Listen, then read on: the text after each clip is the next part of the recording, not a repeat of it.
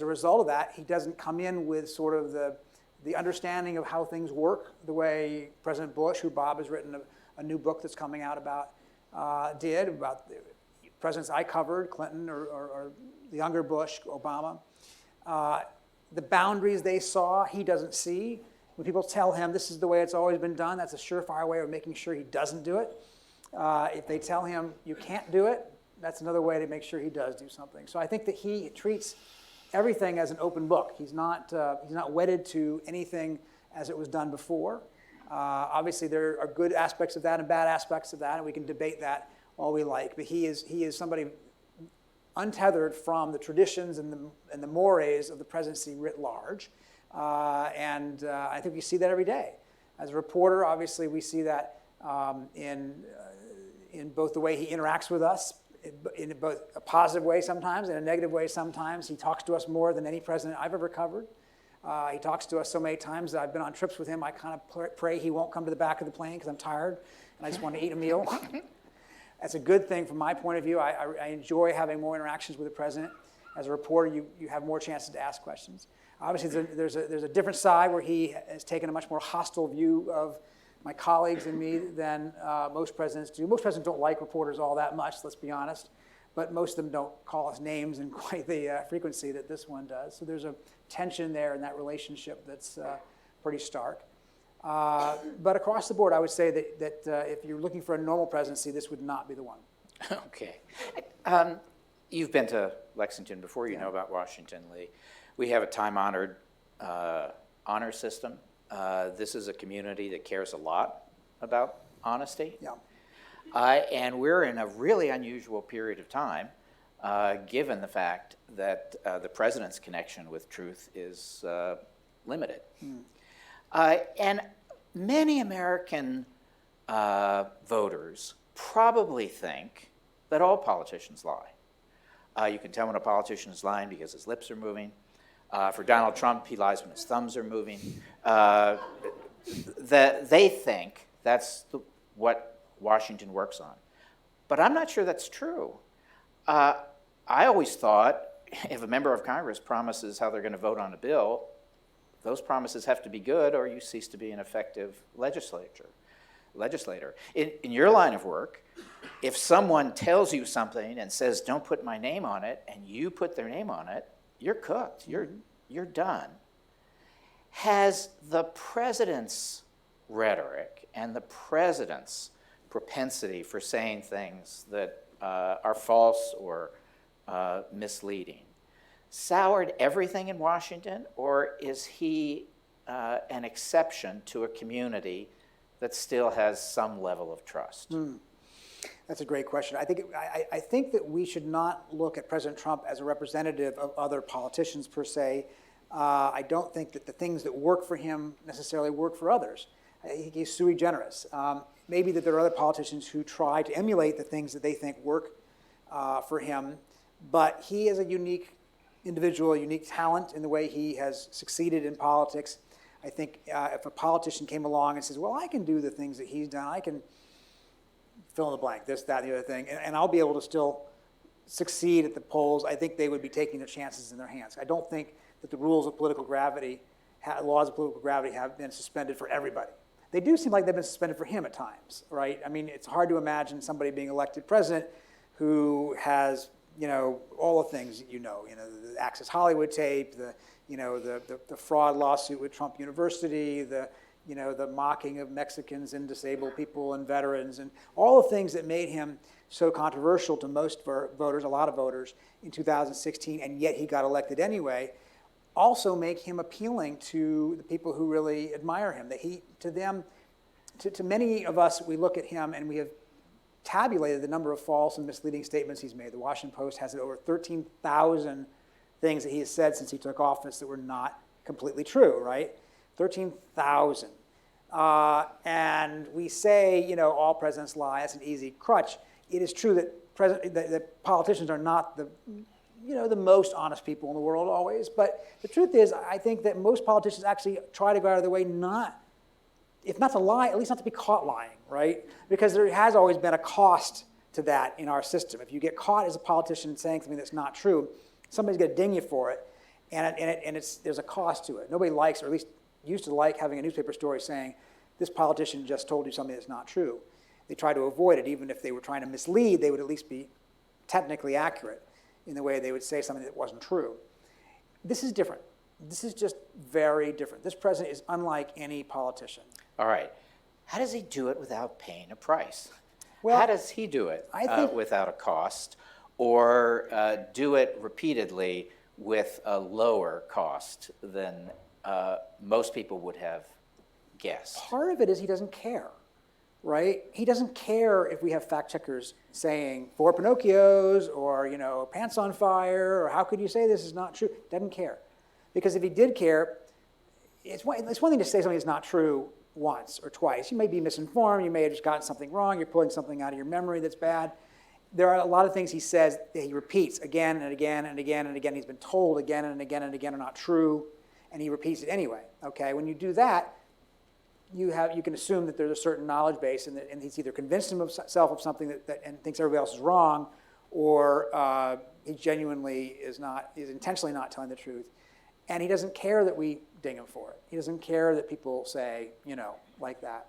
Other politicians do, and I think the other thing to remember is there are a lot of people out there who thinks he is actually the more honest person than anybody else in Washington. That in a way, and I get this, right? In a way, he speaks truth in a larger sense than most of our politicians, because he describes exactly what he's thinking. He doesn't hide his motivations very well, right? I mean, he'll say out loud the things other people would be like, trying to hide from us. And he uses that. He says, well, how could I be doing something wrong? I told you what I was doing, right? I told the Justice Department to investigate my enemies, and I told my chief of staff to stop the Mueller investigation, whatever. He is open about the things he does that other presidents would have tried to hide. And in a way, that works for him because he seems more transparent rather than less to at least a lot of people who admire him. And I have a kind of related question about Washington today. I don't know much about your line of work, but I presume that there is a base of knowledge that you have put into your New York Times stories, and there are things that people have told you off the record, in private, have asked you not to publish, and that there's a different level there. Is the distance between what you've told us and what you can't tell us greater in the Trump era, narrower, or about the same as it is in most administrations? That's a good question. You're right. I mean, look, reporters interact with sources all the time and who tell us things off the record that we can't use. I would hope, and we should not anyway, publish stories that are diametrically opposite to what we know to be the case. In other words, if somebody says to me, the sky is blue, and then off the record says, it's raining, I'm not going to publish the person's quoting on the record saying the sky is blue because I know he's just said that. I actually had a friend who covered Iraq during the Iraq War, and a person who was speaking for the American Coalition Provisional Authority there, the CPA, said on the record, things are going badly, the war is going badly. On the record, everything is fine. Off the record, Rome is burning. And my view is I'm not going to publish the on the record thing knowing this person has told me something completely opposite off the record, because I don't think that's honest to our readers.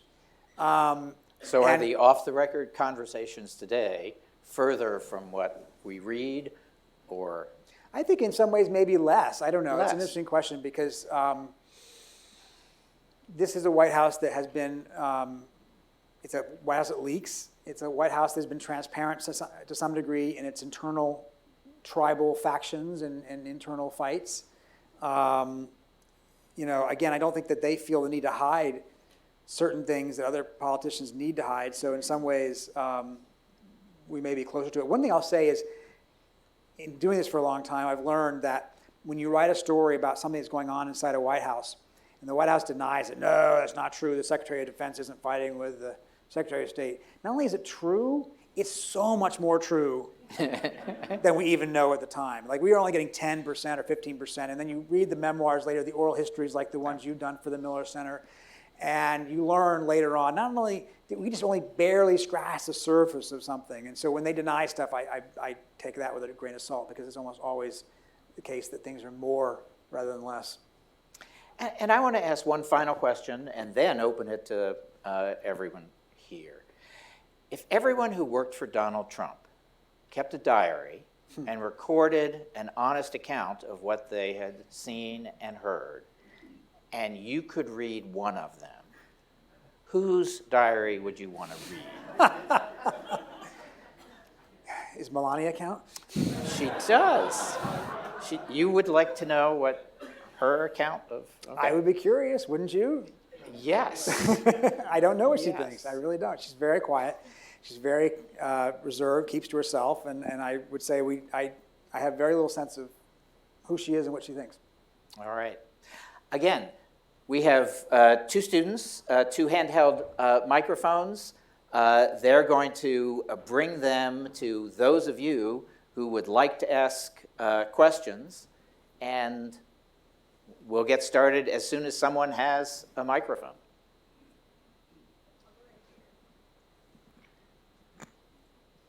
Thank you. Would you care to offer an opinion as to the identity of the writer of the anonymous op-ed and a warning? For those who, the question is who might Anonymous be, who wrote the op-ed and now has a book coming out?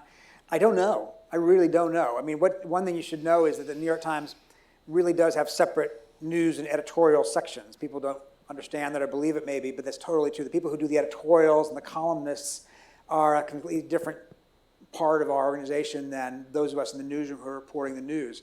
So when they published that anonymous column a year ago, I found out about it at the same time everybody else did when I saw it on my screen. Nobody had even given us a heads up that it was coming.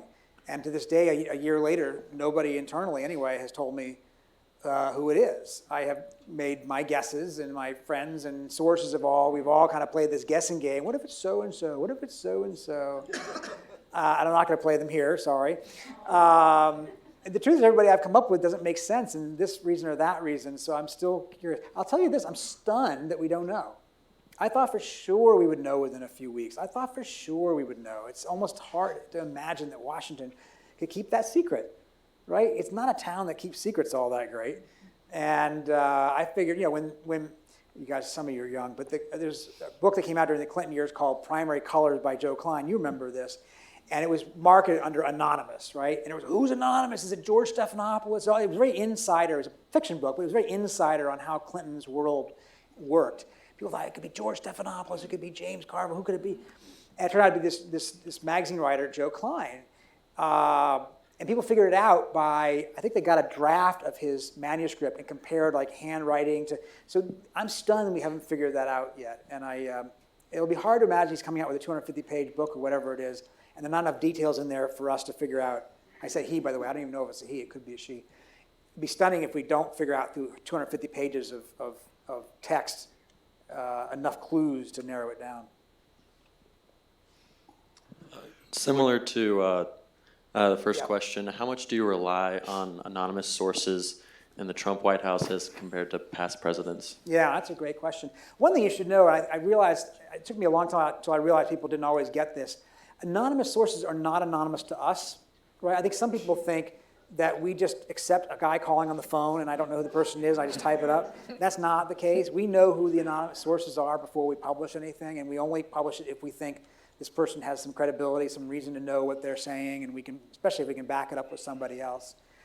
I think we've actually imposed a policy in the last few years that has fewer anonymous sources now in the paper than we ever had before, at least in terms of quotations anyway. Our policy now is we don't quote anybody with quote marks without a name. We'll use information from an unnamed source, and we'll say, a senior official who couldn't be named told us this or that, the other thing. But we've cut out the quote marks. We've cut out like direct quotes, partly because we were letting people get away, frankly, with offering a lot of opinions without taking responsibility for it by having their names attached, Quote, Trump is fill in the blank. Great, terrible, whatever, a quote, said an unnamed. But why would we publish that? That doesn't make any sense for us to let somebody do that. So we've cut that out. Our use of, therefore, anonymous sources is now more restricted to what it should be, which is to provide information that we wouldn't get elsewhere, not opinions, but information. And because we think that readers find anonymous sources less credible, and understandably so. I want to know who's saying something, and so we're trying to be tougher on it. But there are still anonymous sources in Washington. There always will be.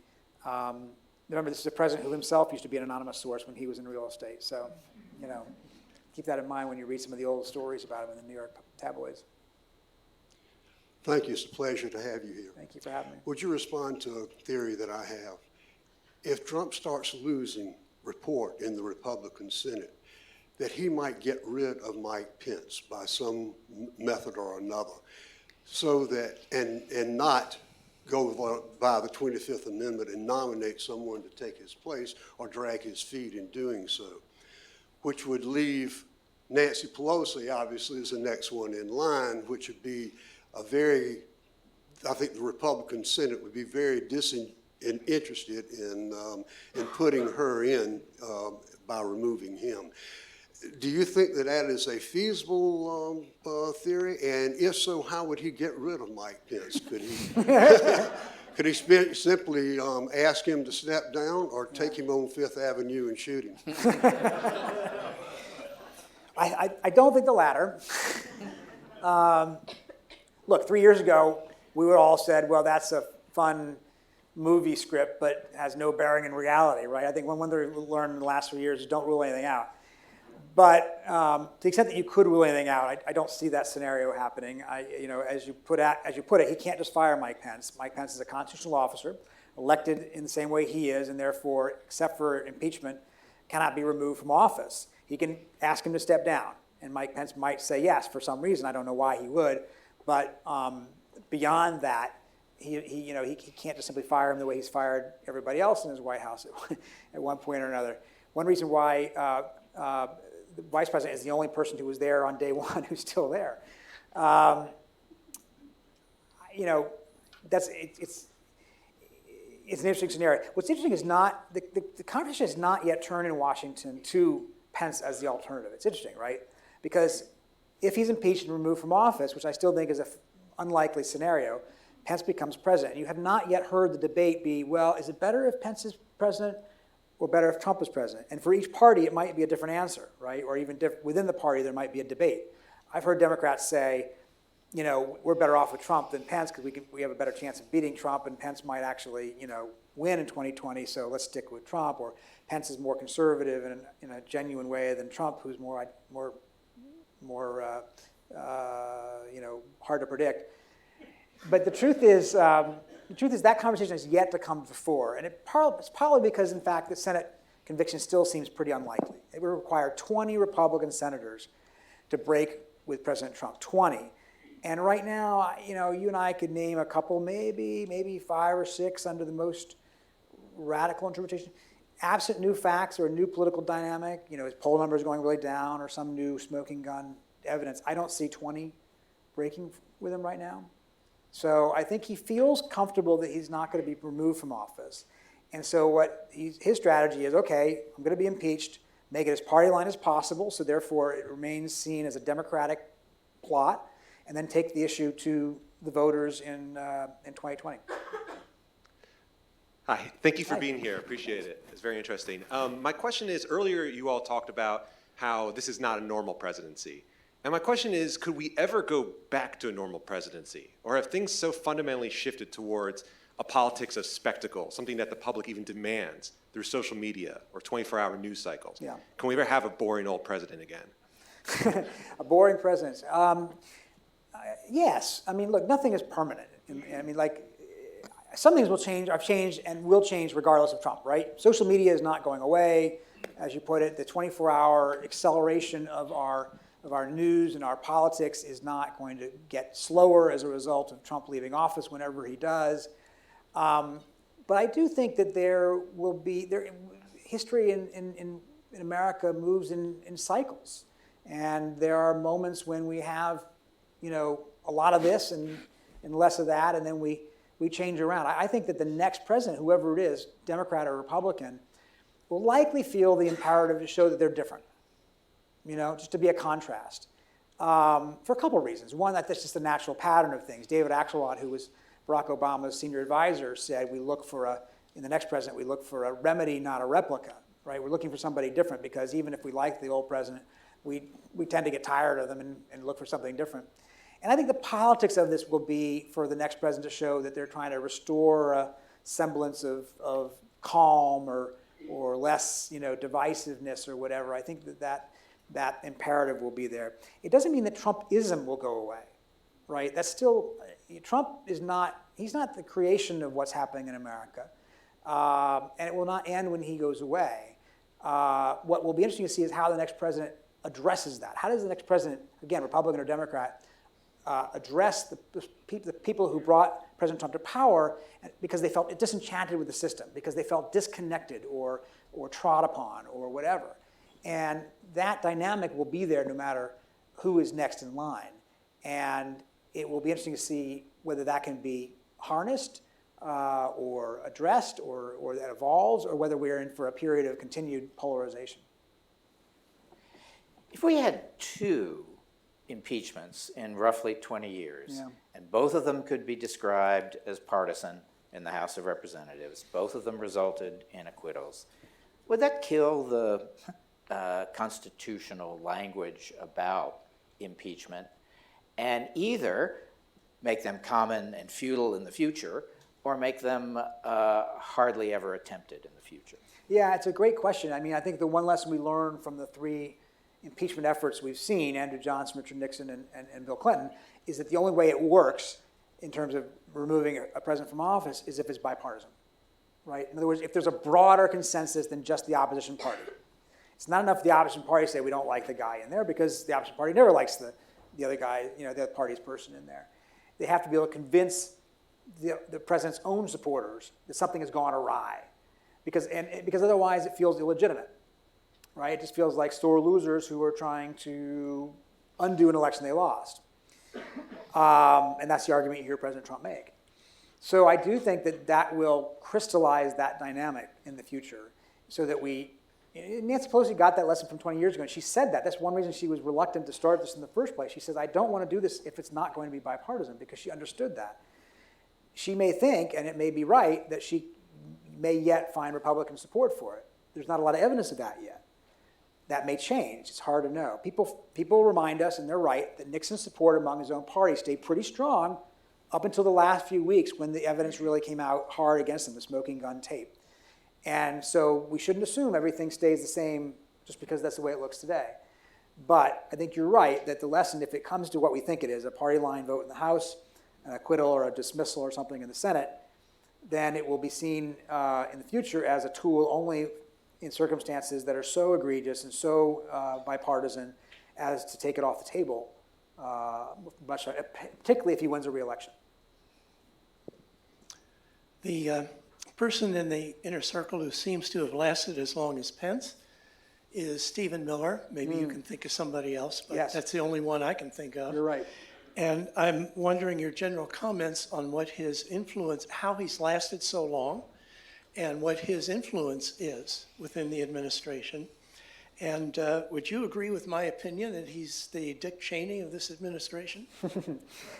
You're right about that. Stephen Miller has been around since the beginning. He is a survivor. He came in with Jeff Sessions. He was a Jeff Sessions guy. Jeff Sessions is long gone, and Stephen Miller is still there. He was allied at times with Stephen Bannon. Stephen Bannon's gone. Stephen Miller is still there. One thing he did very well early on was to make common cause with Jared Kushner and Ivanka Trump. They liked him. They liked his loyalty to the president. He managed to work with them on policy that they cared about. That's helpful in the Trump White House, is to be on the right side of the Jared and Ivanka divide here. You don't want to be on the wrong side of them, because family doesn't go, hired staff goes, right? So that's one thing he's done, I think, to stick around. The other thing is I think he's genuinely channeling where the president is. I don't think the president has a lot of strong ideological convictions about most things, but one thing he really genuinely does feel is this immigration thing. That's a strong thing for him, and that's something that Stephen Miller not only shares, but finds a way of giving voice to. So he has been, the Trump whisperer when it comes to tough, immigration policies. I don't know that I consider him the Dick Cheney of this administration. I did write a book about Bush and Cheney. Cheney is a very, obviously Dick Cheney is very conservative, he's a different kind of conservative than Stephen Miller in a lot of ways. The interesting thing about that story is I think that people probably overstate how much Cheney ran the White House, which is the common, shorthand. He had a lot of influence, particularly in the early years when Bush was still relatively new and leaned on Cheney, especially who had national security experience. By the end of the second term, the two of them were really on the outs. They were on opposite sides of most issues, most of the big issues that were confronting their White House, whether it be Iran or Russia or North Korea. They were really, they were not in agreement on a lot of things. And their last big interaction before they left office was to have a big fight in the Oval Office about whether to pardon Scooter Libby. Dick Cheney, who was his chief of staff, had been convicted in the CIA leak case. He wanted a pardon for Libby, and Bush refused to do it. So the two of them basically haven't really spoken too much ever since. But that's not what you came here to talk about. Hi. I'm the editor-in-chief of the student newspaper here, so student press means a lot to me. Have a hand, yeah. Student newspapers. So regarding your story on Kurt Volker's resignation, which was first reported by the state press, what was your reaction to being scooped by a college journalist? Yes, okay, good. And what do you think it says about the role of student media today? Yeah, that's a great question. So Kurt Volker was the special envoy for Ukraine, who's in the midst of all this stuff going on right now, and he stepped down from that role a couple weeks ago, and the first people who reported it were the student journalists at Arizona State University, which is great. Arizona State University houses the McCain Institute of Public Policy, which is where Kurt Volker worked full-time at the time. He's now since left that job too. The special envoy job was a part-time, unpaid position that he had. And the students got it. They got the scoop. It was a great scoop. We credited them in our story. And then we did a separate story the next day pointing out that they got that scoop. And I think it reminds us that you guys have a big role to play. It's no longer just, banal stories about campus goings on. We need student journalists to step up these days and cover the big issues as well. Journalism is in a period of flux. A lot of our smaller town papers and our medium-sized city papers are going away. I read a story the other day, I think that we wrote, in our paper about Michigan, where I think the Ann Arbor paper has gone away, and the students have stepped up, and they're the only ones there covering the city council and trying to hold them accountable. Thank God for that. What worries me is not journalism in Washington. We've got a lot of journalism in Washington. We may not have some of the same organizations that were big in Washington a generation ago when I started, but others have come along to replace them. New things like Politico, which my wife was the editor of, BuzzFeed or Huffington Post or the Daily Caller or whatever. There's a proliferation of media in Washington. We are really, really good in Washington. What I worry about is Lexington. I worry about Richmond. I worry about Chicago and Miami and places where it is harder and harder and harder for these papers to exist, and there is nothing else. Nobody else to hold local and state government to account and to bring to readers stories that really matter to them. And so I think the ASU scoop is an example where students are stepping forward and need to step forward to provide as much coverage for their communities as they can. Hi, yes, sorry. You're just everything you were talking about bounces perfectly towards what I was going to ask you. Obviously, a persistent theme throughout this administration in particular and over the past few years has been the questioning and even the challenging of the truthfulness of truth and the factuality of facts. So has this sentiment, or how have you seen this sentiment somewhat reflect on the people who are in your line of work and the people who you are working around? I mean, is it business as usual, or is there more of a sort of pressure that you're seeing that is then somewhat reflecting on the work that's done, the scrutiny that is basically put forth in the work that you are doing? It's a great question. It really is one of the fundamental questions of our moment. It really is. What is truth? How do we hold on to the idea that we have, a common set of, understandings about the world around us, right?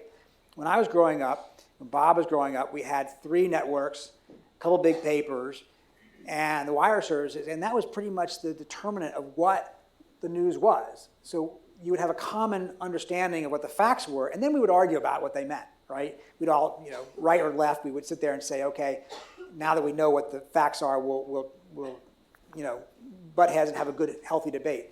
Today we live in different fact environments, right? You can watch MSNBC, which I'm an analyst on, or watch Fox News or CNN. You read Huffington Post or the Daily Caller. You can have a very different understanding of the world around you. And I always tell people, I say, if you like one of these channels, it's great. Watch the other one from time to time, just so you understand that there's, there are different ways to see the world out there. But it's caused a real challenge, I think, for our conversation, our national conversation, if we're not even starting off on the same page as to understanding what the details are, the facts are. And as a newspaper, our worry is, of course, our credibility. The only thing we have is our credibility, right? Because who's going to buy us if they don't believe us? So to us, being factual, being fair, being accurate, being correct is the most important thing we do. Absolutely. And we're under siege. The president says fake news, he says failing New York Times, and he's trying to attack our credibility. He's trying to tell everybody, don't believe them. They're not telling you the truth. They're lying, they're making stuff up. And it's not our job to fight with the president, right? So we're not going to sit there and argue with him. But what we have to do is create a product that is as reliable and credible and truthful and fair and honest, accurate as we possibly can. And that then leads to the question of how do you cover a president who isn't always those things, right? We have hired a full-time fact checker in our bureau who does nothing but fact check the president and other people in Washington to help our readers understand what they're saying and how it comports with the facts as we understand them. That's a good thing. We should have been doing that all along, probably, but we're doing more of that. We've always done it all along, but we're now doing it in a more sophisticated and intense way. But we also can't get in an argument with the president where it looks like we're like a nyan. Like if we sit there and scold him for every single word he says and says, that's not true, that's not true, that's not true, or this could be true, but you're missing this. There's a challenge to us to both hold a person of power accountable for telling the truth and not drifting into the opposition, because we're not the opposition, and we shouldn't be the opposition. You shouldn't want us to be the opposition. He wants us to be the opposition, right? It's easier to discredit us by saying the media is the same thing as the Democrats. We're not, okay? We're not. And we shouldn't be, because that's not our role. But the best we can do at this point is to try to be transparent about what we do. When we make mistakes, and we do make mistakes, own up to them, correct them, which we do. We have a very vigorous corrections policy. And then try to hope that people see that what we're doing is not the same thing as what partisan figures do, that we are actually trying to cut through the partisan material to give you facts, help you make up your own mind about what you think of things. Have you lost or gained readers in the era of fake news? Oh, we're way up. Way up. Way up. No, if we're the failing New York Times, let's pray we keep on failing, because we're failing really well. No, we have more. I've forgotten the number. I'm sorry, it's not wood. Knock on something. Yeah. We have more readers now than any time in the history of the New York Times, by far. Okay. By far. We have, I'm going to get this number wrong, but more than 1 million more paid readers than we had when Trump took office. And we're doing very well financially. Don't let them tell you otherwise. Thanks to you. Thanks to our readers, by the way. The subscription model has changed our business. Our business used to be, newspapers used to rely on advertising for the most part. We charged you a quarter because we needed to tell the advertisers only people who really cared about the paper would buy it. Now we don't have advertising nearly as much, and the majority of our money comes from you, from our subscribers. Thank God for people who read the paper. So thank everybody who reads the paper in here, because you're helping us do our job. Hi, sorry I interrupted you. No, sorry, I interrupted you. So Monica Lewinsky was here speaking to us, I think last week, and obviously spoke to the media during Bill Clinton's impeachment.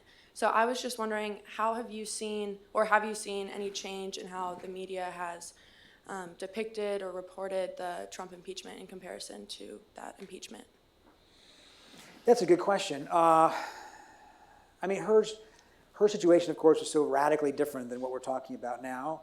She was treated, she went through a terrible ordeal, not to let her off the hook. I mean, obviously she takes responsibility for her own actions, but nobody at that age would want to go through what she went through with the incredible maelstrom of media attention. And while I don't think the New York Times and the Washington Post were the most unfair of them, she obviously had to live through a lot of tabloid stuff that was very cruel and presented a picture of her that was unfair and stereotypical and sexist. My memory of covering that at the time was that she was a very smart person, smarter than most of the congressmen that we were covering at the time. She handled herself very well. She ran rings around the people who were interviewing her when she went before the Senate trial, because she knew by that point much better how to answer their questions than they knew how to ask them. And she has been, scarred by a pretty rough media circus. Today, there's nobody quite like that, and there's no sort of young figure who got caught up in something that was beyond what they had imagined might happen. What we have is government officials coming forward and testifying at this point anyway with the Congress to talk about the president's use of his power of his office. It's different in that sense. There's not the same kind, it's not as tabloid as that one was, because we're not talking about sex and we're not talking about those kinds of things. There's no dress, there's no DNA test. So in some ways, this is it's both more restrained and more combustible at the same time, because we have more media, more social media, more everything than we did back then. We didn't have Twitter back then. I know it seems impossible to believe. We didn't have Facebook. We didn't have any of those things. We didn't have phones. You didn't read your news on the phone. You actually sat down with a physical newspaper. During the Monica thing, I wrote a story when, I think this is right, when the House Judiciary Committee, I think when they voted to impeach Clinton, and it was the first time, that story that day was the first time the Washington Post ever published a story online that hadn't been in the paper. Like, all we did up to that point, our website was just what was in the print paper that day. We never interrupted the website to give you breaking news. It was the first time we ever did that. That's how much has changed from then to now. Now, my thing has buzzed 3 or 4 times since we've been up here. That's probably the president tweeting away. There may be 4 or 5 other news stories that have happened since we've been talking. And the acceleration is so extraordinary and so hard to get your hands around, both for the political class and for the media and for the general public. How do we know what to make of all this? And so our challenge in the media is to try to help you make some sense of it.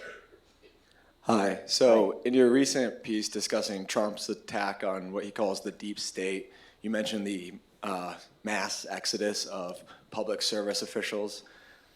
Do you think that there is a possibility of rebuilding the federal government and having these intelligent and excellent dedicated Americans back into our government again? Or is there too much mistrust and animosity sown within government for that really to be rebuilt and be efficient? It's a great question, and I think that reminds us that the people who work for our government, the vast majority of them anyway, do so under Republicans and Democrats, and they are serving the public and not a political party, and that's the way they view their jobs. I've known them for too long. A lot of people in here either might have worked for the government or knows people, or your family might have done that. The vast majority of federal workers and career employees are dedicated to the idea that it's not their job to make political decisions, but to help the elected leaders make their decisions the best way they can. But there's no question that there has been this struggle between Trump and the career workforce. A lot of people in the career workforce who were close up to him were very alarmed by the things he was doing, and in some cases did try to do things to thwart him. And he has seen that as evidence of a larger conspiracy. He makes it out to be a much more sinister and nefarious interpretation of events. But you're right, we've seen this clash, and the exodus, for those who might not have seen the article, of people from the senior career force is 40% higher under President Trump than it was under President Obama. So there is a hollowing out of that workforce. I don't think anything like that's permanent. I think it all depends on who comes next and how this ends, and I think if a President Pence or a President Haley were in there, much less a Democratic president, I think there'd be a different attitude toward, the career force, and I think people would probably, younger people would be rising up. Let's clear out a little bit of room for younger people like yourself to start doing some good things for the government.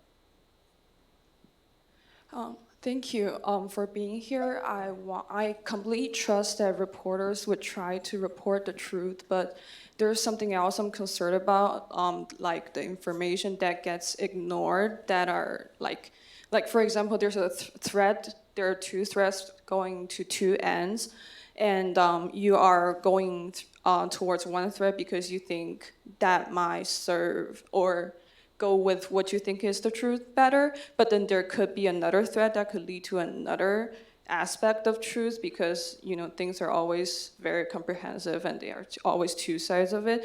So do you think there are chances that reporters would deliberately ignore the other thread, the other parts of the truth? And how do you think about that? It's a great question. And what stories are we missing because we are so phenomenally obsessed with Trump? Big question, and one we think about all the time. No question we have, like, if you look at our front page, some days it seems like it's just the Trump Times. I get that. I'm tired of it like everybody else. But the truth is that, he is the big story right now for a lot of reasons. But that doesn't mean we should overlook other threats or other stories or other issues. And I think we're trying very hard not to. We have 1,500 people now working for the editorial side, that is the publication side, the journalists at the New York Times. That's the most ever. That's the most ever. In my office, in the Washington Bureau, we have, I think, about 115 people now working there on the newspaper. We had 70 when Trump took office, so we have increased by 50%. So we are committed to doing not just Trump, but everything. We've created teams to look at climate change. We're doing a remarkable series of really good stories about climate change, because even though this administration might not be all that interested in that subject or talking about it a lot, we still think it's something important we should cover. We have so many talented and remarkable reporters that we do stick them on stories that are off the main conversation channel, because we don't think they should be overlooked. But inevitably, there are only so many reporters and only so many pages in the newspaper on any given day. Even the internet is not completely infinite, and so we don't.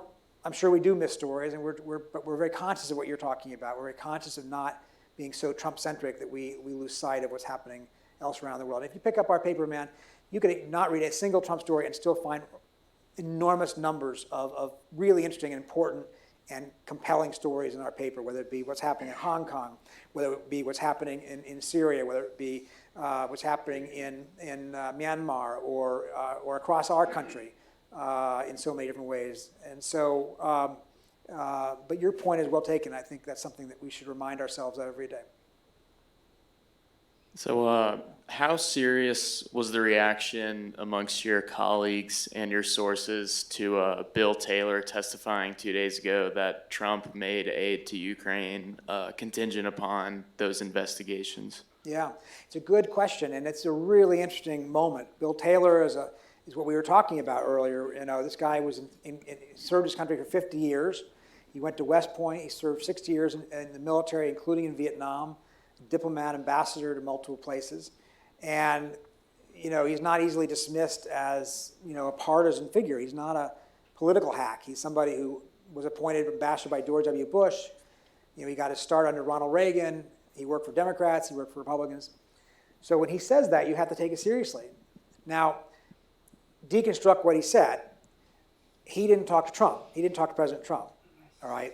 So his information is, in that sense, if you want to know what President Trump did or said, his information is secondhand. He was in Kiev. He was in Ukraine. But he presents enough details about what this person said or that person said that undercut the president's denial that there was any quid pro quo there, right? The president said, yeah, I held up the aid, and yeah, I tried to pressure them for information about Biden and other Democrats, but these two things are not linked. Well, first of all, Mick Mulvaney came out and said the other day that they were linked, not the Biden part, but the 2016 Democrats part. He said they were linked, and then he said they weren't. And now Bill Taylor is saying he thinks that they were linked, and he was in a position to have more insight in it than you and I do. So I think that's a big moment. A lot of Republicans were very bothered by that. I don't think that means that they necessarily are ready to break with the president, and they're not saying it publicly in many cases. But a lot of Republicans looked at that and thought that was very troubling. And they're worried about what else might come out. If this comes out from Bill Taylor, what else are we going to learn? And that's why you don't see a lot of Republicans coming out and defending the president right now. They're attacking the process, right? If Republicans want to defend President Trump right now, what they're doing is attacking the process. The Democrats are being unfair. They're doing this behind closed doors. They should do it out front. They should give some more due process to the president. It's a witch hunt, whatever line you want to go with. They're not saying, hey, what he did was fine. When Mitch McConnell was asked the other day, hey, the president says you told him that the call with the Ukrainian president was perfect. Did you say that? He says, no, I didn't say that. That's not what he said. He's not throwing the president under the bus, but he's also not willing to defend on the substance of what he did. That's a really interesting dynamic right now. It's not that different than the Clinton thing. No Democrat wanted to defend what he did back in 1998. They attacked the process. Newt Gingrich is being unfair. He's railroading him. It's a coup. All these words you're hearing now from the Republicans, you heard from the Democrats back then. Different subject matter, right? Not lying about sex under oath, but some of the dynamics are similar. The politics are similar. And we'll see if the outcome is different. So you talked a lot about how in the past there's like 3 main news channels, but now there's like a lot of different news channels. And you also talked a lot and were very sincere about reporting the truth. But how would you balance bias that comes from different news channels with reporting truth, and how does that work? So, tell me more about what you mean. How would I buy it? How would I? Like when you're reporting and there's different news like channels. Right. There's obviously bias based off what that news Right. channel is. Right. So how do you balance bias and reporting truth, or Got like it. what does that mean? Well, one thing we did, in fact, when we were reporting the Monica story at the Washington Post, one thing we did was we resolved to never report anything that somebody else had reported unless we could confirm it ourselves. Okay, that's not necessarily a hard and fast rule today, but it's still a pretty good rule that we mostly follow. Just because Fox News reports something, or MSNBC, or BuzzFeed, or somebody else reports something, we're not going to just throw that out into our newspaper just because somebody else reported it. We want to make sure that we can report with our sources, we can evaluate that information ourselves, bias-free, hopefully, or at least with as little bias as possible. We're all human, everybody's biased. But not to simply accept somebody else's interpretation of an event or facts. Not because we don't trust anybody else, but because we want our product to live up to our standards. So if I see something in another news organization, I may chase the story, see if it's true. I'm not going to necessarily accept it without making sure. Hello. Where am I? I have 2 questions, and can you just answer the one that you prefer? Oh, I like that. That's good. Okay, the first question is, how do you think President Donald Trump has changed American politics? And then the second one is, do you think that there's information in Washington and about the Washington elite that's being withheld from the public right now? Well, tell me the last one. What do you mean by that? Is there secret information? I mean, that we don't know. I'm trying to get it all for you. I'm trying to find all of it. Yeah, Okay. Well, look, I'll answer both of your questions because you're nice enough to give me a choice. But on the second one, are there secrets in Washington? Absolutely, yes, absolutely. And that's why we have 118 people, 115 people in Washington, because we're out there trying to find those secrets just for you. All right, it's our job to bust secrets. We are in the anti-secret business. All right, and that's whether it's Democrat or Republican. I don't care. It doesn't matter to me. We are in the anti-secret business. Now, are there some things that government knows that are secret that we wouldn't publish? Sometimes people ask us that. Sometimes, not very often. Our bias, if you want to talk about bias, our bias is toward publishing. That's what we do. We are publishing. We are publication. But from time to time, we learn something of a national security element in which a government official might make the case to us that publishing it would be dangerous for this reason or that reason. And our policy is to hear them out, to listen to them make that argument to us, and then to consider it, based on our own judgment, and then decide whether we think they have a good case or not. If, for instance, we had secret cables, right, from the State Department that we weren't supposed to have, that we got a hold of, and it included Social Security numbers, right, or maybe the names of Afghan informers who were helping us against the Taliban, things like that. And the government said, hey, if you publish that, somebody in Afghanistan, for instance, could get killed. Or if you publish somebody's Social Security number, you're putting them at risk. Okay, those are reasonable arguments, right? I think most of us would agree that we could withhold that information from our readers without damaging the public need to know news, but still understanding the consequences of publishing something that's a secret. But if they tell us, hey, we've been running a secret surveillance program that's collecting Americans' phone records for 10 years, and we haven't told them, and we think you ought not to publish that because really it will be embarrassing to us, that's not going to fly with us. We're going to publish that. That's not a very compelling argument. Unfortunately, a lot of times government officials say, we don't want you to publish things for national security reasons. What they really mean is we don't want you to publish things because it will embarrass us, or we'll have a really, a lot of questions to answer from Congress, or something like that. That's not our problem. That's their problem. And so we don't find that very compelling. Your first question was... Can I change my first question? Yes. Okay, who is your favorite journalist of all time? Oh, my favorite journalist of all time? That's a great question. Is it Morley? Sorry? Is it Morley from 60 Minutes? Morley Safer was a great journalist, yes, great journalist. I would probably say, you mean other than my wife, who's the greatest journalist I know? True, it's true. My wife, Susan Glasser, she's at the New Yorker now. She was my editor when we met at the Washington Post. Yeah. Some Me Too things work out okay. If she were here, she would kill me. She would tell you I was not his supervisor. I did not determine his pay. So you assigned me stories, you edited me stories. Okay. Anyway, she's really, really a fabulous journalist. If you don't read her column from Washington every week, you ought to. Aside from my wife, I would mention Ben Bradley, who was the editor of the Washington Post, hired me. If nothing else, that makes him, I thought, pretty good. Played by Jason Robards in All the President's Men. If you young students haven't seen it, please watch it. It's the best movie ever. He was a brave guy. He took on an administration when that was scary, and when everything was at stake. If you had another movie you might watch, maybe you have seen this one, The Post, with Tom Hanks. Tom Hanks plays the Bradley character in that one. That's about publishing the Pentagon Papers. Taking on the government when the government has all the power, that was a brave thing to do. And it set a tone and it set a standard that all of us have lived with since then. So not having given it a lot of thought, I would put him in that category. We're almost out of time. Let me ask what might be a final question. I think the Academy was caught off guard by Trump's election, just as everybody was. And if you survey what kinds of things people are doing research on, what kinds of things people are writing about now, there's a lot more interest in populism.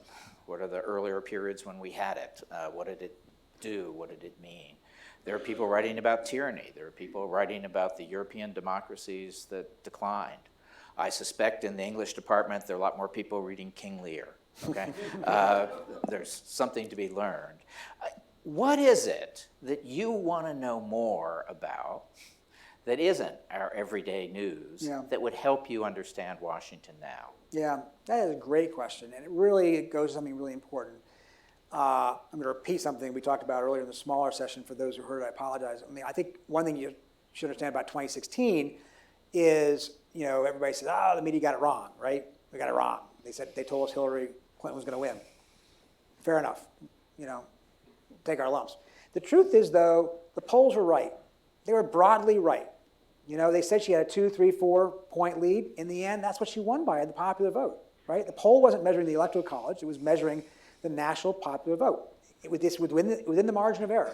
The problem is when we take small amounts of data and extrapolate them and make them into bigger things than they ought to be. Like we collectively took 2 or 3 or 4-point poll numbers and said, that means she has a 92% chance of winning. Ridiculous. Nonsense. We should not be predicting things. That's something journalists should avoid. We should not predict things. That's one thing I would say. Secondly, I think that we have to make the danger for us is losing touch with the country simply because there is a disproportionate number of journalists who live in the Acela corridor, right? We got to get out. We got to get out of our offices. We got to get out of our cities. We got to get out of our comfort zone, and we've got to get out and understand the country that we live in. And I work for a paper based in Manhattan, and I work in Washington, D.C. These are not the most representative places in the world. And we need to find ways of getting past that bubble, that predisposition, and open our minds. And one thing I think that we got wrong was, in 2016, was because something had never happened before, we thought it couldn't happen. And we need to open our minds a little bit more. Just because we think something hasn't happened before doesn't mean it won't happen or couldn't happen. That's something we've seen a lot, I think, in the last few years. So what would help me understand Washington more is to, again, spend more time out in the real world, quote, quote, and do it without looking like we're, we shouldn't be condescending or or look like it's somehow alien. It should be who we are. Our friends, our families, everybody in America is part of our collective family. I go to these Trump rallies and I try to talk to people there because they're seeing things differently than the Washington establishment sees things. And they're seeing a guy who encourages them because he's fighting for them. And they see it. They see him as a bracing figure who is standing up to fill in the blank, the fake news, the terrible Democrats, the swamp, whatever. And it's not, people talk about race or economics or culture or social issues, and all those things are important. I think there's a tribalism. There's an us versus them quality right now to our politics. And if they're after him, they're after us. And I think that's the thing we got to get our hands around is how is this us versus them thing playing out? We are segregating ourselves as a society, not just along ethnic or racial lines, but around ideas, around ideology, around philosophy, around experience, about attitudes and viewpoints. Demographers have a number. I think the number is 800. If you live in a place with more than 800 people per square mile, you're twice as likely to be a Democrat. And if you live in a place with fewer than that, you're twice as likely to be a Republican. And we talk about our multiplication of media, which is generally, I think, a good thing. We've got a much bigger marketplace of ideas. That's a healthy, good thing. But we live in our corners. We don't interact with each other. I'm going to watch my channel, and you're going to watch your channel. We're not going to interact. We're not going to talk to each other. We don't want to talk to each other. Polls showed in the early 1960s, they asked this question, would it bother you if your son or daughter married somebody from the other political party? Right? The number was like 4 or 5% back then. Today it's closer to 50%. Right? I don't want no Republican at my Thanksgiving table. I don't want no Democrat coming over for Christmas. We don't even want to interact with each other as much anymore. We're siloing ourselves.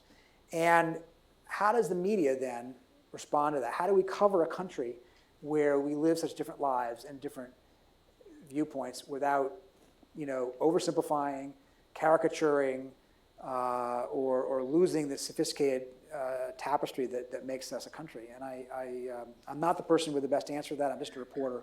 But those are things we got to talk about. Well, whenever you need to get out of Washington, the Shenandoah Valley is close, and it could give you some perspective. Absolutely. I need to ask the audience to applaud for two things. Our guest and for the excellent questions we had this afternoon. Yeah. Thank you very much. Thank you guys. Great question.